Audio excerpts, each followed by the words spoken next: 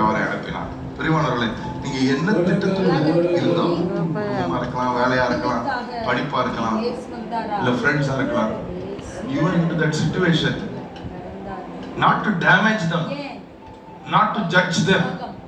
இல்ல தேராத கேஸ் எல்லாம் பேசணும், அவங்க தேராத கேஸ்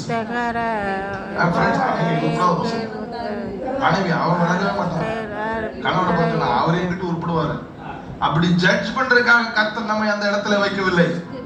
அவர்கள் எப்படியாவது வாழ வேண்டும் என்பதற்காகத்தான், அவர்களை வாழ வைக்கும்படி கர்த்தர் அவருடைய பிரதிநிதியாகத்தான் உங்களையும் என்னை அந்த இடத்துல வைத்திருக்கிறார்.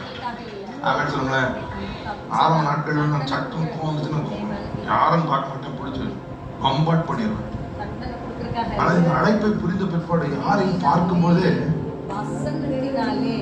நீங்கள் புரிந்து கொள்ளுங்கள், கவனித்துக் கொள்ளுங்கள். சண்டை போடுறதுக்கு முன்னாடி நாளைக்கு இவங்கிட்ட நான் தான் சுவிசேஷம் சொல்லணும்னு ஆண்டவர் எழுதி வச்சிருந்தாருன்னா, நீங்க சண்டை போட்டு எப்படி போய் சொல்றது? நாளைக்கு இவங்களுக்கு நான் தான் இயேசுவை பத்தி சொல்லணும், நான் தான் நாளைக்கு இவங்களுக்கு வாழ வழி காட்டணும், இவங்களுக்கு வழி நடத்தணும், நாளைக்கு இவங்க நான் தான் எப்படியாவது the way to escape, the way to live, இவங்களுக்கு அடையாளம் இவர்களை வழிகாட்ட வேண்டும் என்று கர்த்தர் என்னை நியமித்து வைத்திருந்தார்.